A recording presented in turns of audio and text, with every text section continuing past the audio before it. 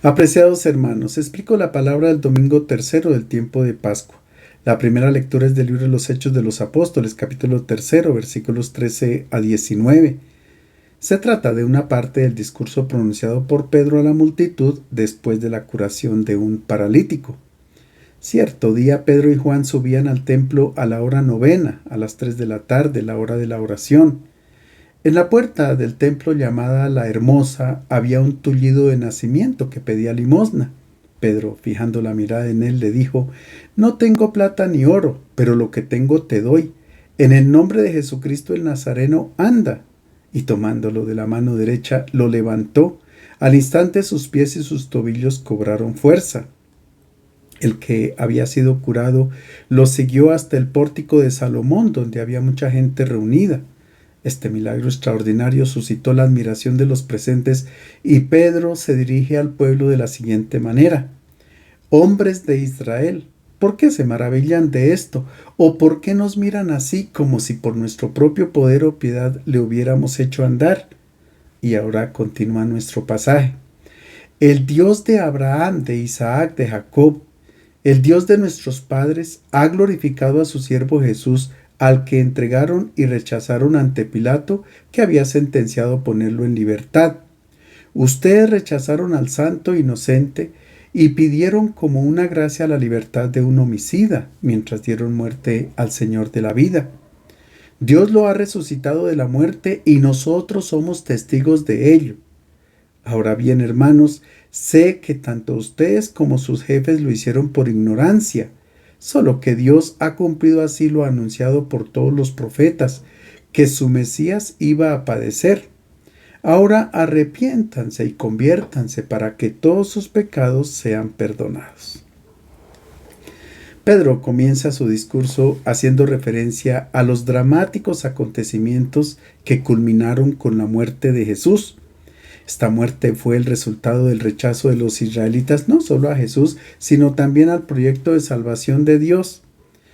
Pedro hace referencia a la contraposición dramática entre muerte y vida, también entre las obras de los hombres y las obras de Dios. Dios les ofreció la vida y los hombres escogieron la muerte. Prefirieron salvar la vida de un asesino, la de Barrabás, y condenar a muerte a Jesús, quien también ofrecía vida.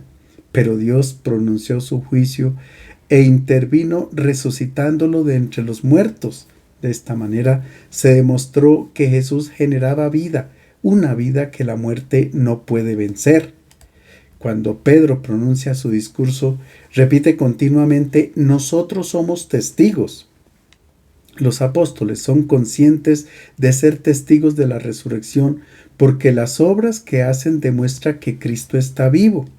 Jesús recorrió los caminos de Palestina anunciando el Evangelio, curando enfermos, dando de comer a quien tenía hambre, recuperando a quien estaba perdido. Y si estos gestos se siguen cumpliendo, es porque el Espíritu de Cristo está presente en el mundo. Su fuerza y su poder continúan su acción por medio de los discípulos. También nosotros hoy, como discípulos del Señor, somos testigos de su resurrección. Quien anuncia el mensaje de la salvación, quien se empeña en acabar con el hambre, el dolor, la enfermedad, quien ayuda a los cojos que no son capaces de continuar el camino de la vida, etc., es un discípulo movido por el Espíritu Santo. Realiza las obras de Cristo, es testigo de que Dios está vivo. En su discurso, Pedro hace un elenco de los atributos de Jesús: fiel a Dios, siervo, santo, inocente, que conduce a la vida. No se trata de títulos honoríficos, sino de una síntesis de la fe que proclamaban los primeros cristianos.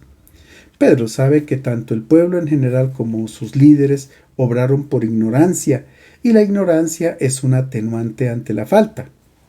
De acuerdo con la legislación de Israel, las faltas involuntarias tenían un trato especial distinto a las faltas voluntarias.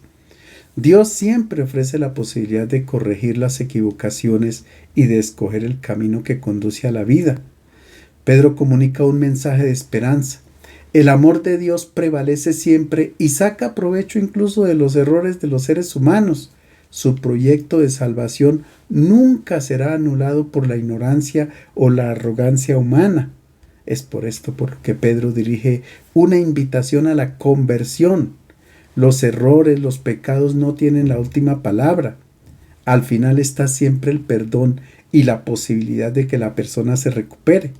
Así como sucedió con el paralítico, este es el signo de que opera la fuerza del Espíritu del resucitado. La curación del pecado pasa por dos etapas. La primera es tomar conciencia del mal que se ha cometido, admitir nuestras equivocaciones, y la segunda es el cambio de vida, es decir, la conversión. La segunda lectura es de la primera carta de San Juan, capítulo 2, versículos 1 a 5. Si alguien comete pecado, Jesucristo intercede por él. El autor de la carta quiere combatir doctrinas heréticas y presentar a los cristianos de su comunidad el camino de la auténtica vida cristiana. Los herejes eran permisivos en el campo moral y afirmaban que ellos no cometían pecados y no guardaban los mandamientos, en particular el mandamiento del amor fraterno. Algunos grupos de discípulos pensaban que la sabiduría espiritual que habían adquirido y la iluminación que habían recibido los hacía inmunes de cometer cualquier pecado.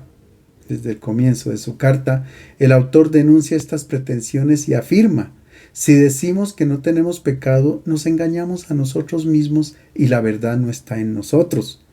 Si confesamos nuestros pecados, Él es fiel y justo para perdonarnos los pecados y para limpiarnos de toda maldad. Si decimos que no hemos pecado, le hacemos a Él mentiroso y su palabra no está en nosotros.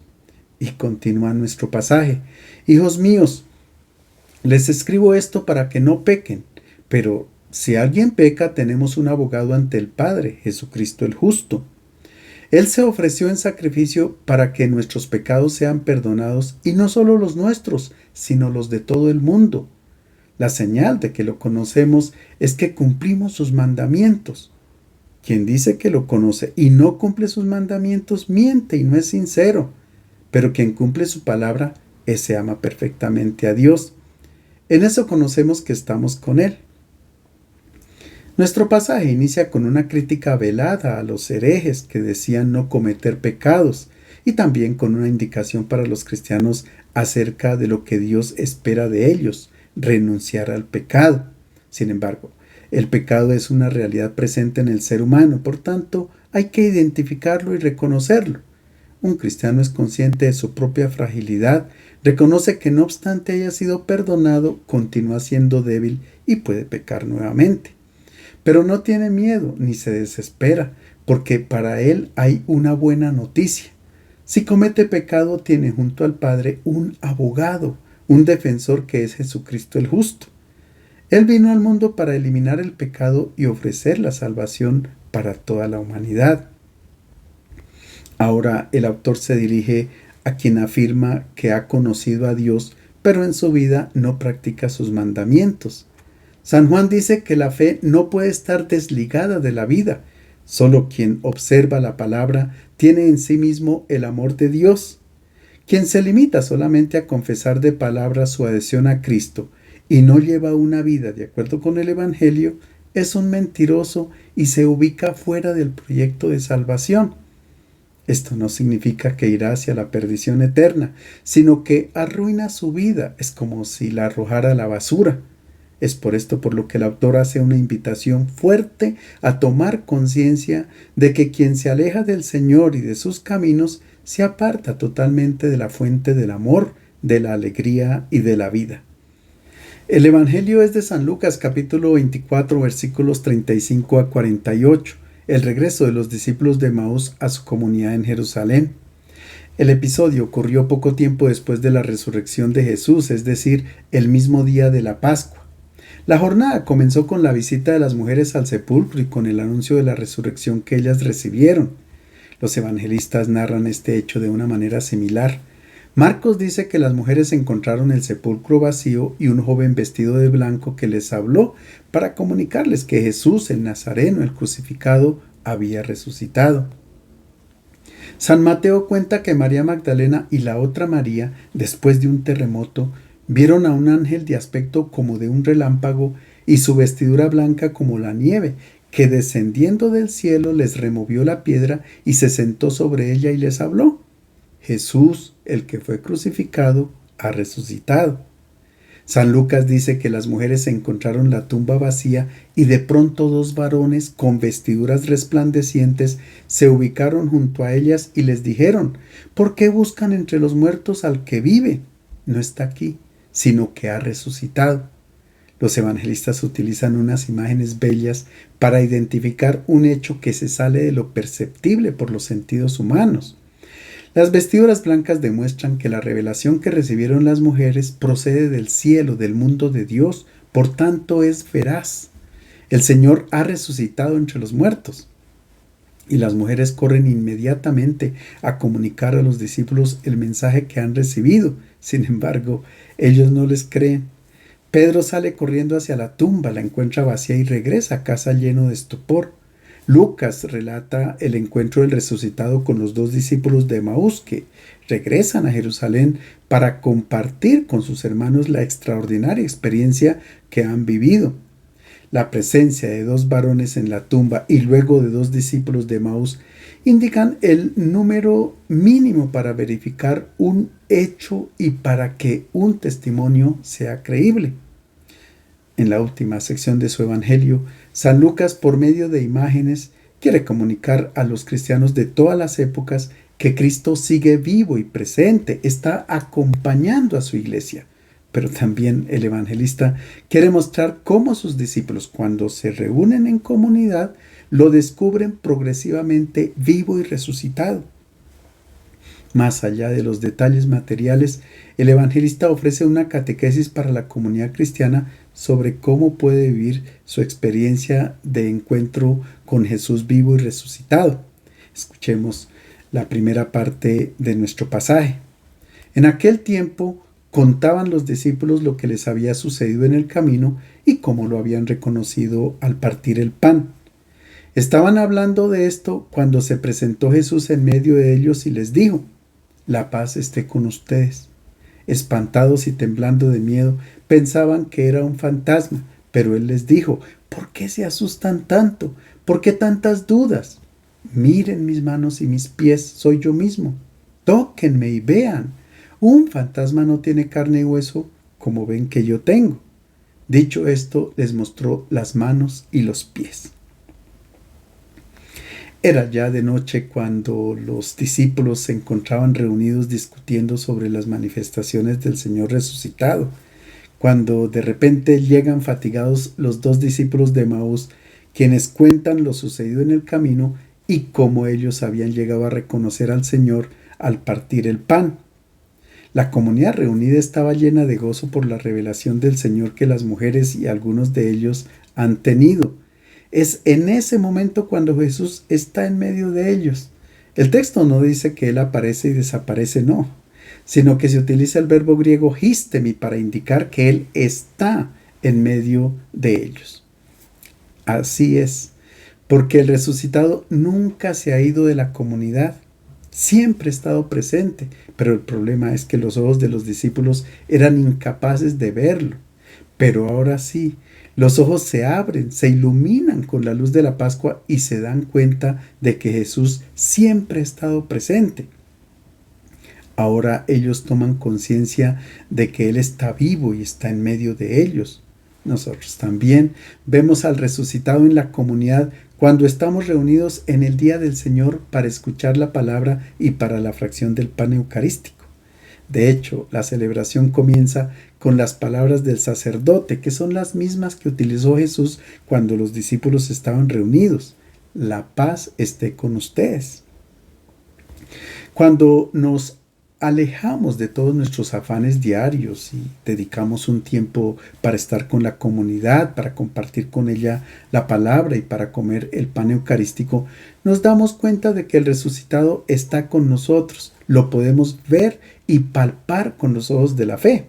Ciertamente no lo podemos ver con los ojos físicos en su forma corporal que Él tenía antes de morir, sino con los ojos de la fe en la contemplación del pan que se parte y se comparte. El evangelista nos muestra la reacción de los discípulos. Ellos están aterrorizados y asustados. Debería ser todo lo contrario. Deberían estar alegres y felices por haber visto al Señor. Pero Lucas no nos está contando un hecho material ni una crónica, sino que está transmitiendo una enseñanza. Él está haciendo referencia a algunas manifestaciones de Dios en el Primer Testamento y al contexto cultural en el cual él escribe. Ante una manifestación del Señor, la reacción del ser humano es de temor. Recordemos la exclamación de Isaías en el momento en que fue llamado por el Señor para desarrollar su misión. El profeta exclamó: ¡ay de mí! Estoy perdido. Yo, hombre de labios impuros, he visto con mis ojos al Rey y Señor Todopoderoso. Cuando Zacarías, el padre de Juan el Bautista, estaba en el santuario ofreciendo el incienso, se le apareció el ángel del Señor de pie a la derecha del altar, y al verlo Zacarías se turbó y el temor se apoderó de él. También María, en el momento de la anunciación del nacimiento de su hijo, ante las palabras del ángel Gabriel, ella se turbó mucho. En el momento de la transfiguración del Señor, los discípulos estaban llenos de miedo. Por tanto, no se trata de un miedo ante un peligro, sino del estupor de quien recibe una revelación de Dios. Cuando el resucitado aparece, no puede asustar a las personas, sino ofrecerles gozo y alegría. Por otra parte, hay que comprender también el contexto cultural. San Lucas se dirige a los paganos, es decir, a los griegos, no a los judíos. Los judíos tienen una concepción del ser humano como una unidad, compuesto por alma, cuerpo y espíritu. Recordemos cuando Pablo escribe a los tesalonicenses, les dice que el mismo Dios de paz los santifique por completo y que todo su ser, espíritu, alma y cuerpo, sea preservado irreprensible para la venida de nuestro Señor Jesucristo. También en la tradición cristiana, la resurrección se concibe como la presencia de un cuerpo espiritual, no de un cuerpo material corruptible, sino la persona entendida en toda su integridad. Como escribe San Pablo a los Corintios, se siembra un cuerpo natural, se resucita un cuerpo espiritual. Si hay un cuerpo natural, hay también un cuerpo espiritual. Todos seremos transformados. Se trata de un cuerpo espiritual en otra dimensión, que supera lo material, que es capaz de atravesar las puertas cerradas, como hizo Jesús el día de Pascua. En cambio, los griegos, para quienes escribe Lucas, tienen otra concepción antropológica. El ser humano es concebido no como una unidad, sino como una dualidad de alma y cuerpo. Así enseñaban los filósofos Sócrates y Platón.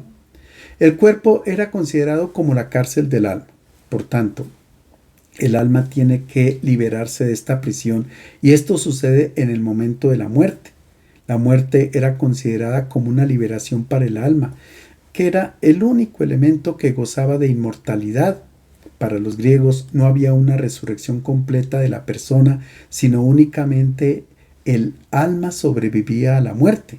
Ahora bien, cuando estas almas se manifestaban a los vivos, ellos las veían como algo opaco, borroso, como fantasmas o como las sombras de las personas. Esta manera de pensar se refleja en la literatura griega. Por ejemplo, en la Odisea de Homero, se dice que Ulises encuentra las almas de Elpenor, Anticlea, su madre, Patroclo y Aquiles, pero no era Aquiles, sino la sombra de Aquiles. Los griegos no pensaban que un resucitado fuera una persona real, sino como una parte de la persona, como un espíritu o un alma. En otras palabras, no podían imaginar que la persona pasaba a través de la muerte y permanecía ella misma como una unidad. Para evitar esta equivocación es que San Lucas presenta la reacción de los discípulos. Ellos se asustan porque piensan ver un fantasma, y Lucas dice: no es un fantasma, no es una sombra, algo inconsistente, no. Es el mismo Jesús quien reprocha a sus discípulos este modo de comprender y los invita a ver su cuerpo de otro modo, no material, sino en forma corpórea. Es posible que nosotros también tengamos una visión griega de nuestros difuntos, los imaginemos como almas, sombras o fantasmas. Pero no es así. La vida de una persona que ama, que se entrega al servicio de sus hermanos, no permanece en un vago recuerdo, sino que permanece con su propia identidad humana, es real. En otras palabras, a la presencia de Dios llegamos con toda nuestra persona que ha sido transfigurada en el momento de la muerte, cuando los cuerpos han superado todos los límites que pertenecen a nuestro mundo material. Si comprendemos así a nuestros difuntos, entonces podemos dialogar con ellos, continuar nuestra relación, hacerles llegar nuestro amor y afecto, porque son reales, están en la plenitud de su existencia. Incluso también se les puede pedir perdón por algunas ofensas que les hayamos hecho, o también hacerles llegar nuestro perdón si ha habido algún motivo. A los santos no nos dirigimos como a sombras, sino como a personas reales, con las que también hablamos porque creemos que se encuentran en la plenitud de su realidad humana, en el mundo de Dios. Ahora comprendemos por qué la insistencia de San Lucas sobre la corporeidad del resucitado. El cuerpo para un judío es toda la persona, por tanto, el resucitado no es un fantasma, sino el mismo Jesús de Nazaret, cuya persona ha sido transfigurada y está en el mundo de Dios. Y para subrayar esta realidad es que el resucitado muestra sus manos y sus pies. El resucitado quiere que sea reconocido por sus manos y por sus pies. Por lo general, nosotros reconocemos a las personas es por su rostro. En cambio, aquí el resucitado quiere ser reconocido por las manos y por los pies perforados, porque han sido clavados en una cruz. Ellos representan su amor hasta el punto de donar la vida. San Mateo dice que las mujeres, después de recibir el mensaje del ángel, salieron corriendo el día de la resurrección con miedo y con gran gozo, y Jesús se las encuentra en el camino y ellas se le acercan, abrazan sus pies y le adoran. No le ofrecen el tradicional abrazo, sino que abrazaron sus pies. Los pies de Jesús son los mismos pies de Dios que caminaron mucho para que reconociéramos su infinito amor por la humanidad, su rostro amoroso y misericordioso. Estos pies fueron clavados en una cruz en el monte Calvario, pero no se detuvieron allí, sino que el resucitado invita a sus discípulos para que contemplen sus pies porque han continuado su camino.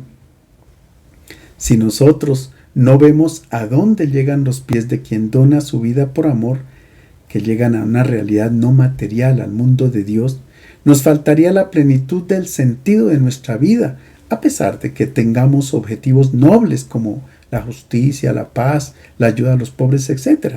Si no seguimos la dirección en que caminaron los pies de Jesús, podríamos recorrer un camino equivocado a lo largo de nuestra vida. Las manos de Jesús son también las manos de Dios que han tenido misericordia con la humanidad y muestran todas sus acciones de amor con cada uno de nosotros. Al fin y al cabo, el cristiano tendrá que ser reconocido por las manos y los pies. Son bienaventurados aquellos que puedan mostrar a Dios sus manos y sus pies marcados por actos de amor. Podrán gloriarse como lo hizo San Pablo, quien afirmó: llevo en mi cuerpo las marcas de Jesús.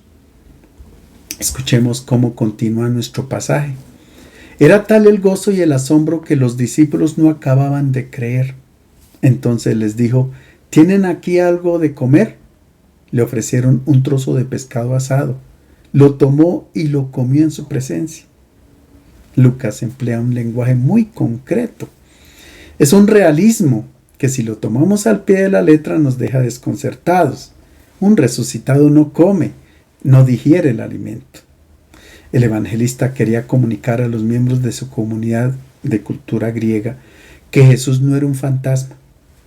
Este lenguaje utilizado por Lucas está en el mismo campo semántico del que Pablo utiliza en la primera carta a los Corintios, en el capítulo 15, cuando nos dice que el resucitado no tiene un cuerpo material, sino un cuerpo espiritual, que no quiere decir etéreo, intangible, sino concreto, pero no de este mundo.